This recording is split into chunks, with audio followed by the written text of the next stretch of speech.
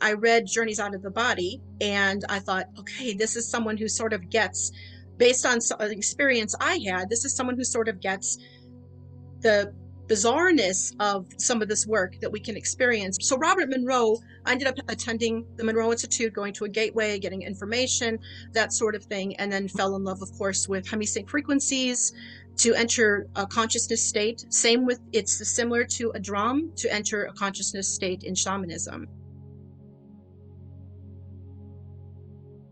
Hello, welcome to the Hemi-Sync podcast.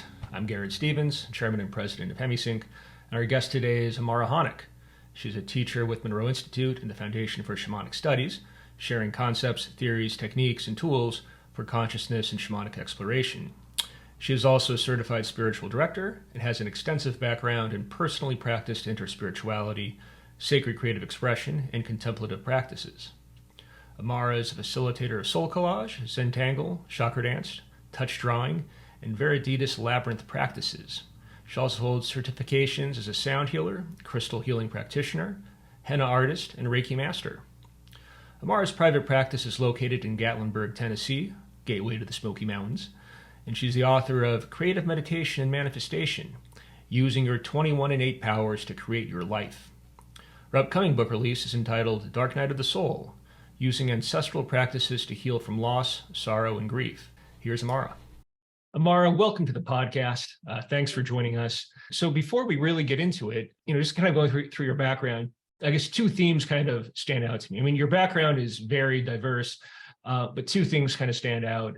The first is your really deep interest in shamanism and expertise there, and then the Bob Monroe stuff. So I'm just kind of curious, which one came first? Well, it's interesting because they both kind of came at the same time almost. I did start with core shamanism, which is Michael Harner's work, which is the work I teach. Mm-hmm. And while I was learning some of that, I read Journeys Out of the Body, and I thought, okay, this is someone who sort of gets, based on an experience I had, this is someone who sort of gets the bizarreness of some of this work that we can experience. And so Robert Monroe, I ended up attending the Monroe Institute, going to a gateway, getting information, that sort of thing, and then fell in love, of course, with Hemi-Sync frequencies to enter a consciousness state. Same with, it's similar to a drum to enter a consciousness state in shamanism. Mm-hmm. It is, yeah, Yeah. exactly right. So I sort of did kind of, was doing both at the same time. Uh-huh. And that seems to be often how it goes. Everything kind of changes at once. Yeah, yeah. So was there a specific event or a series of events that kind of gave rise to this turn in your life? Yeah, so my spiritual awakening was a little odd, and I was driving home one night from a class, and I was calling my husband just to tell him I was on my way back, and the Mm-hmm. call kept dropping, which it had never done before. Mm-hmm. And I was in Illinois on some county roads, and it was almost to the point where I became strangely obsessed with the phone call dropping. Instead of just letting it go, I kept looking down to redial. He'd answer, say hello, and I'd say, hey, and then boom, it would hang up again. And then there was a point on the road where I was not paying attention at all. I'm driving over 55 miles an hour on a county highway, and I heard, as if someone was standing in my car, sitting in my car, I heard, put the phone down now. And the now was just emphasized. And I was startled. I dropped the phone. I looked up just in time to see all of the cars in front of me had already completely stopped on the highway. And I slammed on my brakes, and I squeezed my eyes closed. I slammed because I thought I was going to hit the person behind me, and it didn't happen. And I kind of opened my eyes and looked in my rearview mirror, expecting everybody behind me to hit me, and it didn't happen. It was just this. I really felt that it could have been a really critical situation, and it felt like a near-death type of experience. And Mm-hmm. I was not injured, but I started to shake. I started convulsing. I kind of went into shock. I was turning the car lights on inside in my interior, trying to find the voice that went with that, and there was no one there.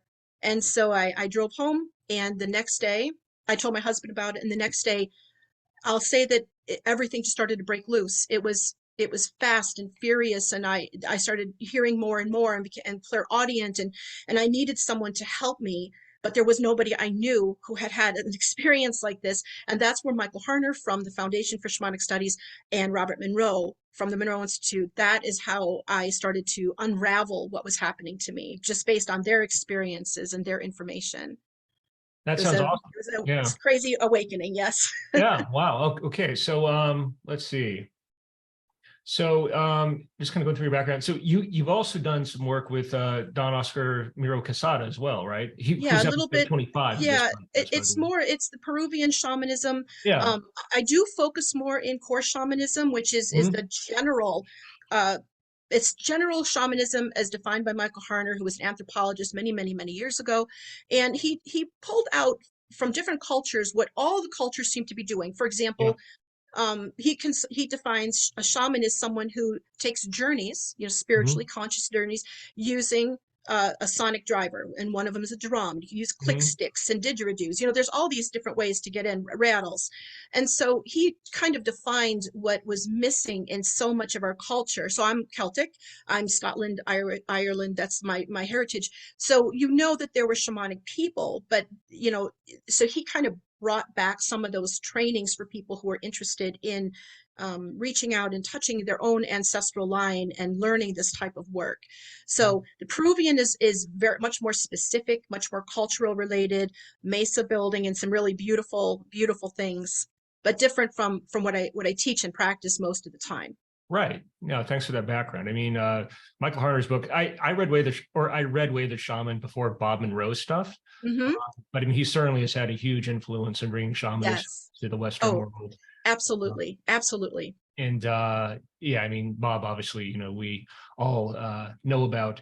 And Don Oscar, I think, has done a great job of kind of bringing his Yes. own brand of shamanism forward I agree. to contemporary society as well. I agree. Yes.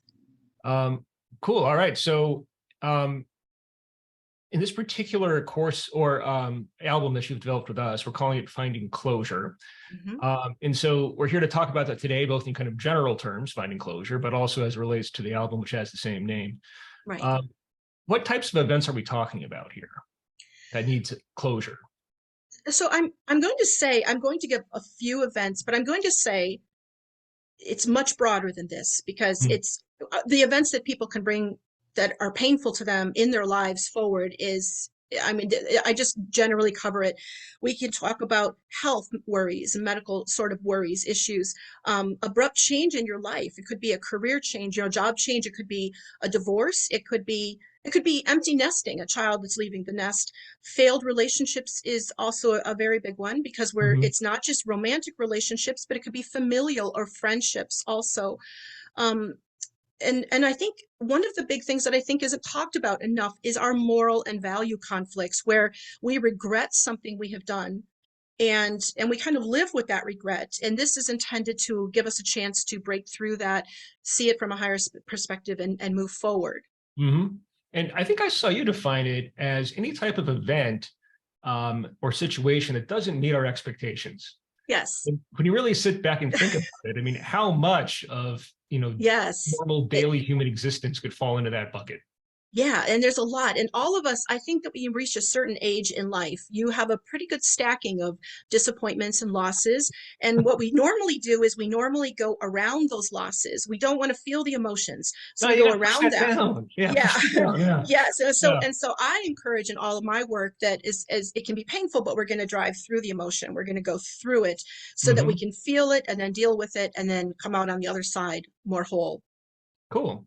And so on this particular album, we have 3 tracks. There's an introduction, and then there's 2 exercises. But it's hard to kind of do justice to a setup for all these exercises and the possible permutations that it might lead to in the background that kind of went into building it and a single track. So I think we have an opportunity to do that here. So the 2 exercises are entitled Inner Journey and Healing Journey. So let's just go through those. One of the reasons why I greenlit this project when I saw the scripts is the imagery was just so evocative. And I understand that you kind of like to craft these scripts based on your own experiences. You want to Yeah. just kind of talk about what might have informed these? Yeah. So one of the things that is I think is a forte for me is the shamanic journey. and Mm-hmm. is the consciousness journey. And in those journeys, I can feel, my perceptions are feel, see, and hear. So what I do is when I work with clients and I prepare something specific for them, and we sometimes dual journey, so they will just follow along with my guidance as what I see. What I do is I write down what I see in the journey. So in this one specifically, I saw myself walking on a beach. I was working on some issues of my own, and I saw myself walking on a beach. And then I just sort of pause and I look around. What do I see? And I see, the ocean sweeping up, and this is how it feels. And then I see this cliff rising up, and this is how it feels. And so I try to get that in the script, because what I have found is there's people who I have a monthly gathering also. So I found with those people, sometimes they say, Amara, I can't get in. I can't do this. So I found that giving a really detailed visual script, they get lost in the storyline. So they forget, they're not paying attention anymore to what they can't do or what they can't experience. They're playing along with the story, they're listening. And so it starts as the imagination as they listen, and then it starts to grow. By the time the hemi-sync signals have started to like really move in, they are lost in the story. And then all of my scripts engage them in the story. So I'm not telling them what to do. I'm giving open-ended opportunities for them to experience. And so that means that each one, the inner and the healing, will have a different outcome every Mm-hmm. time someone uses them, because Mm-hmm. the scenery is the same, but the situation will change. And so that I found that works really well with my clients and others that I've worked with, to have my visuals and my voice saying what they're doing so they can run with the storyline and not have to think about it, and then they get lost in it. Interesting. So your approach is to work directly with these issues that need healing or closure. You're going to go Hmm. through them, but first Yes. we're going to give a total reframe, like Yep. change our perspective on it, and then kind of reapproach. Right. And Yeah. for this specifically too, what healing from trauma of any kind, like finding closure, the whole finding closure, what we want to do is we want to remove the physical aspect of our, so before I was talking about pain and emotion and going through it, we want to have that, but we want to see it from up here. We want to go higher. And so the point of this, both tracks, is to bring us to a place where we can see our situation from a more wisdom filled, higher perspective, and maybe understand the different perspectives of the other people involved, the situation, maybe our part in it, maybe something we didn't do correctly or could have done better. And that is what specifically the first track really helps with, is that we get that guidance in there about what we're not seeing, because we make the same mistakes a lot of times over and over, and it becomes a Mhm. pattern. So what pattern are we going to see from a higher perspective? Cool. So let's set up the first one for everyone. So it Okay. starts on a beach, right? Yep. Walking along the beach, visual imagery, and then we find a path that leads us to a crevice in a mountain, and that is how it all begins. There's choices to be made when you get in, and it's based on, that's where, for the user, they're in the journey by this time. The signals are working, the story is working, and then they get choices. They get a choice to make about what journey they're going to take once they see inside the crevice. Hmm. And it seems like there's a lot of potential hidden meaning or symbology in the Mhm. exercise. Mhm. Anything you want to call out? I will call it out. So I Yeah. believe that symbols are the hidden language, and we don't need to understand what they mean. When Hmm. I do healing work with my clients, I almost always am putting symbols into them, onto them. I will draw them in chalk on my shamanic drum, and I will beat that signal on the back of that symbol on the back of the drum into them as I'm working on them. I don't know what the symbol means. I don't need to know what the symbol means, only that something spiritual is happening on a higher wisdom level. It's like sacred geometry. Hmm. And that's kind of how it feels to me. And we all know there's something to sacred geometry. So that's what this feels like. So these journeys are very much symbol based. And then you can take the symbol with you as you continue on your journey outside in this physical realm. You can Hmm. bring that, and there's adjustments made to the symbol during the tracks. And when you come back, you probably have a different symbol for a different piece of something that you're working through. And where the track allows you to put the emotion into the symbol so that you can see from a higher perspective. You're basically transferring your feelings into this stone that you can carry, so that really painful things that people are working on, abuses and things like that, that they may be afraid to take a look at, Hmm. it is being held elsewhere in the symbol. So we are able to kind of hold that as the emotion in the symbol, but also see it from then a higher perspective, because that emotion is being held by the symbol for us.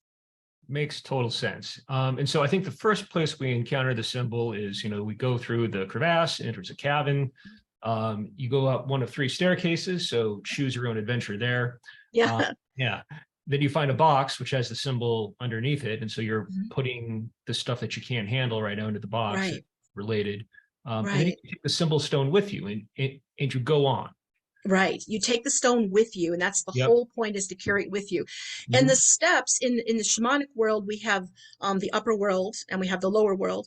And so the if you notice, when you're in these journeys, all the steps are going up. There's because what we're doing is as we in the human mentality, as we climb up, we are seeking higher consciousness. So it works for lower too, but these two specifically, I had wanted higher, the higher world, upper world journeys. And so as people climb the steps, you can start to feel the consciousness shift with each step that you climb. Hmm. And so then what happens next? We climb a bit higher with a symbol stone. And then we're going to go into, on the first one, we will meet a guide. Hmm. And she is going to there's going to be a free flow time where the listener is able to ask questions. And I do, in the script, I do suggest, like, you might want to say this, or you might want to ask this, just to give them an idea of how to structure their question. And then this guide will see things from the higher wisdom point and share that information with the listener. And then the symbol changes. And Hmm. I don't know if I want to wreck the ending there, but then the symbol changes, and then that becomes kind of a modified symbol of the emotion that you're carrying. And then you bring that symbol out into the physical world with you. And I encourage people to carry the symbol, to draw the symbol, almost like an intention, like you would Hmm. wear an intention. And I encourage people to carry it with them, because it's an energetic thing. And it's also a reminder that every time you see the symbol, every time you touch the symbol, there's another reminder that it's being worked on. Things are being Hmm. worked on in that higher level of consciousness. Cool. And you repeatedly make the case that, this does not happen all at once. And No, no, no. yeah. Yeah. Yeah, everybody wants that band-aid, that quick fix, including me. I would want that too. But I have learned, with working with my own clients, with working with my own life, that it's best if we get things in little bits and pieces. So we'll get one step. So for example, let's say it's a relationship issue with a sibling that we're really struggling with. Mhm. It may be that you find in the higher wisdom state that this person just may not be good for your life. So you can't just, how do you just cut that off without causing a lot of drama? So you may get a little step that might be, you know what, maybe just don't talk every single day. Now we're just going to maybe talk once a week. And that is your bit of wisdom that just gets you through until the next time you are ready. That has gone through and it's working. Now you want the next steps. You go back to the audio, they're open ended, and you listen again. And now what is the next step?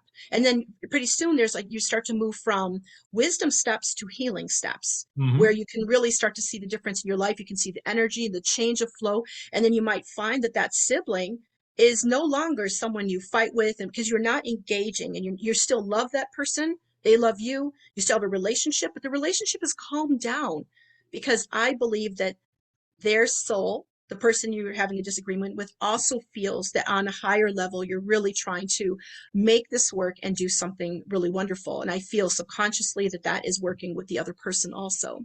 Mhm. Good example there. So that kind of takes us into the second exercise then, which is Mm-hmm. entitled Healing Journey.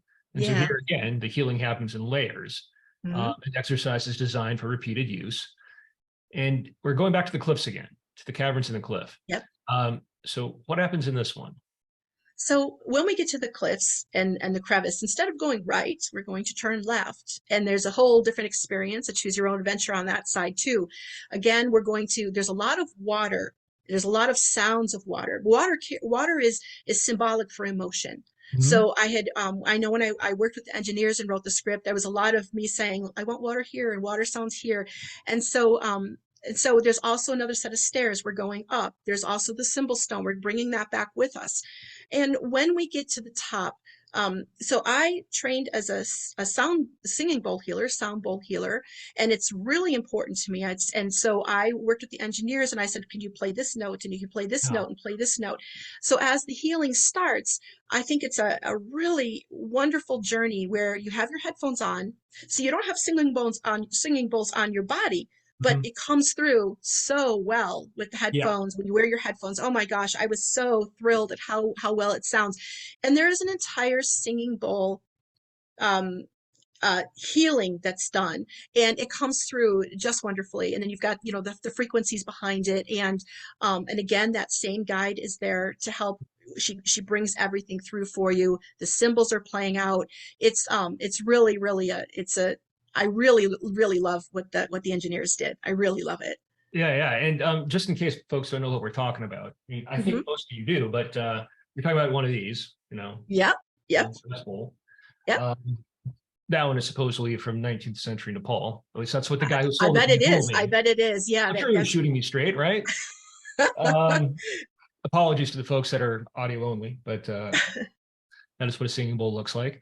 Mhm. So yeah, when I was reading these scripts originally, I saw the potential in creating a soundscape here, and I think you worked with two of our engineers, right, I Kevin did. and Yes. Justin Case, Yes. and Yeah, both yeah, of them.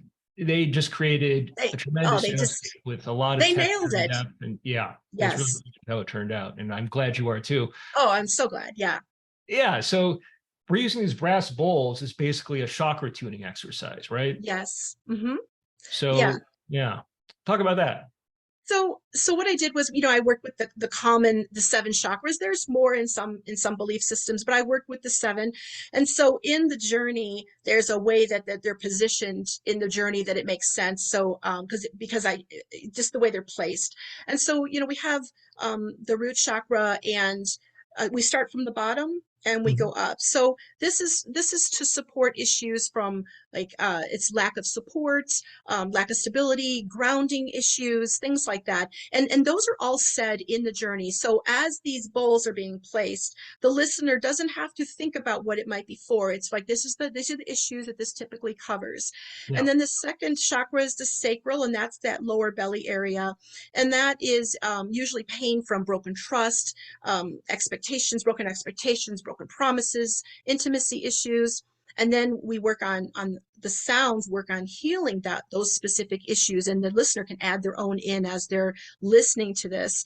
And then we move up through the third chakra, which is the solar. It's right above the belly button. The fourth chakra is the heart, and those are probably pretty clear: the lack of affection, lack of love, rejection, lack of compassion. Then we work with the throat chakra, which is, I think, is one of the biggest ones, which is our lack of purpose, um, our inability to speak clearly, and mostly our inability to be heard. And Hmm. that, because so many people feel they're not heard, that gets pretty jammed up, and it's a really important one. Yeah. um, yeah, so that's throat. And then we've got the sixth chakra, which is the third eye. And this is where we get into, this is more of the lack of purpose, sadness, confusion, indecisiveness. And then of course we have the crown at the top. And this is really, it's funny because this is supposed to be our God connection, our spirit connection at the top, but it represents a lot of times within people is our cynicism and self-destruction, overwhelm, apathy. And so we work on these as we go through, because these are a lot of times the emotions that are tied into the loss and the devastation or the disruption in our lives that these incidences that we've been through are causing. They're causing blockages with all of that. So those are why I mentioned those specifically, because that is very much based in loss and disappointment. Hmm. Awesome. And so, depending on the platform that you might be viewing this on or listening to it on, you might be able to leave a comment. We can respond to it in sort of like a debrief. But in terms of like a global debrief, anything you want to kind of point out to people or be on the lookout for, things that might frequently come up with this series of exercises? You may listen the first few times and find that when you're done, you might feel bad. You might feel bad, but it's okay. you want it, that is releasing. And so we have to sometimes sit in the energy of that release for just a little bit. So it's okay to feel icky. Yeah. And then if you need to, come back and do the second track again, like do the healing track again. Don't work on the actual incident you're talking about in the first one. Just you've got your step, your next step, but you feel bad. Go back and keep listening to the healing one. Keep getting that cleansing, keep getting the cleansing, and watch as it moves through you. And I encourage everybody to journal, because you never see it working in the moment. You see it in hindsight. So you Mm. want to be able to journal. This is what my symbol looks like. You're going to want to write it down and keep it. You're going to want to write what it's about. And you're going to talk about the healing journey also. And you want to write that down. What did you hear? What did you see? What did the guide talk with you about? A lot of times it's something that you did not expect. You went into the journey expecting one thing, or expecting to talk about one thing, only to find out that the trouble stems from a completely different issue that's just been brought forward. So write it all down. Allow yourself to feel bad for the day if you need to. If you get sleepy, that's good. Sleep is healing. So we drop down so that we can work on it on the soul level. Go ahead and sleep, and then just keep journaling so you can see the difference that you're making in your own life. That's interesting. I also find that physical pain kind of works the same way. Like you might think Absolutely. that you have pain in an area, Yep. and like that's the problem, but it's Yes. actually referred from an issue somewhere else. Yes. And old wounds, old Yeah, surgeries you might have had will all of a sudden start to itch, or you'll feel pain in those. Exactly. It's all where energy is held in the body. And a lot of times it's held in our in those old wounds. We do hold energy, and you might feel some sort of pain or itching, and it just needs to release. So yeah, and I think I love the tracks. I just hope so much that it's helpful to people and gives you that chance to slowly work through a process so that you come out on the other side finding closure yeah, on cool. that incident. Well, thanks for doing these with us, Amara. Thank you. Anything else you want to highlight? Anything you've got going on, or where can people find you? You can find me at my website, amarahoneck.com. And I do have a Facebook page also under the same name. And so I do announce any workshops or books or things like that in those places. Cool. Thanks so much. Okay. And thank you all Thank for you. joining. See you next time. Thank you.